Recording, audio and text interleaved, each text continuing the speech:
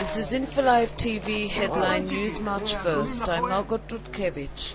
2 soldiers were killed and 5 wounded during operations in northern Gaza Saturday, where soldiers from the Givati Brigade, backed by armoured and engineering units, waged fierce gun battles with armed Palestinians. At least 40 Palestinians were killed. 7 Grad missiles and over 40 Kassam rockets were fired at Israel Saturday, as violence threatened to spiral out of control.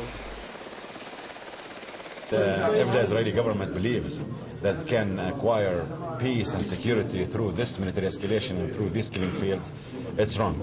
This will add to the complexities, this will add fuel to the fire, this will mean the enlargement of the cycle of violence and counter-violence. The Palestinians are hiding behind their own civilians, using them as human shields. Israel is compelled to take the necessary defensive measures. The Palestinians bear responsibility for the consequences. We believe that the international community must help us in acquiring and getting a mutual cessation of hostilities immediately.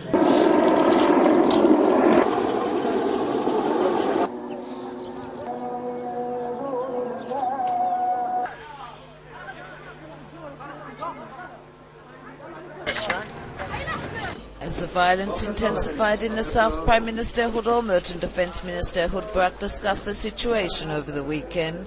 On Sunday morning, the Security Cabinet is due to convene to discuss the recent events and Israel's strategy, including the launching of a widespread operation in Gaza. Olmert has so far been wary of launching a major ground offensive, which could incur heavy casualties.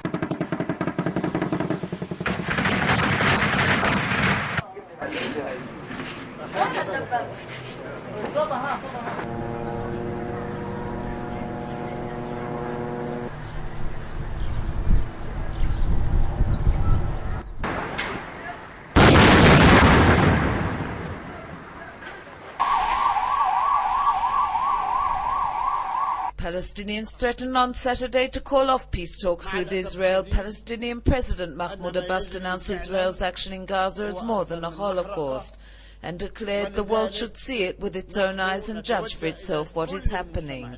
Chief Palestinian negotiator Ahmad Kurer said Palestinian leaders, including Abbas, recommend suspending peace talks with Israel. Palestinians have to make a strategic decision.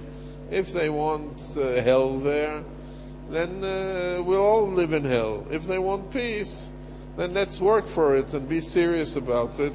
And ceasefire is a ceasefire. You have to understand that it's unbearable to even let such a way of acting by the terrorist gangs in Gaza. They can't say they are negotiating, they are talking about ceasefire, and in the meantime they are letting the terrorists attack Israel.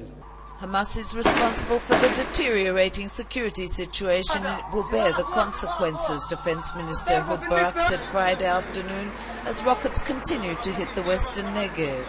During a tour of sites hit by Grad missiles in Ashkelon, Barak added that Israel's response to the rocket fire from Gaza is essential and is being executed.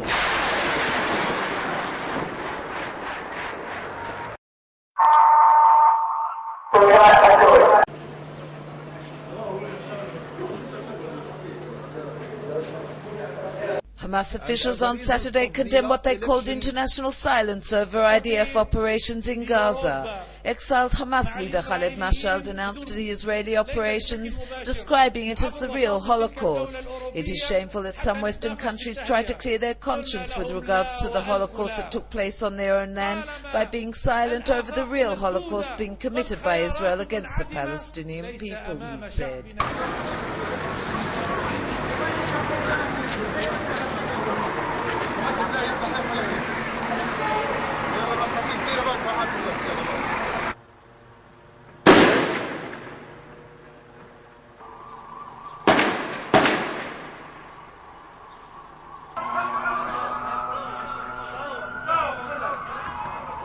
Jordan's King Abdullah II warned that unless a comprehensive Israeli-Palestinian agreement is reached during the Bush administration's final months in office, the chance for a lasting Middle East peace could be set back, perhaps for decades. If we miss today's opportunities, peace will be set back perhaps for decades, extremists will continue to act, and the forces for moderation and positive change will weaken, he said.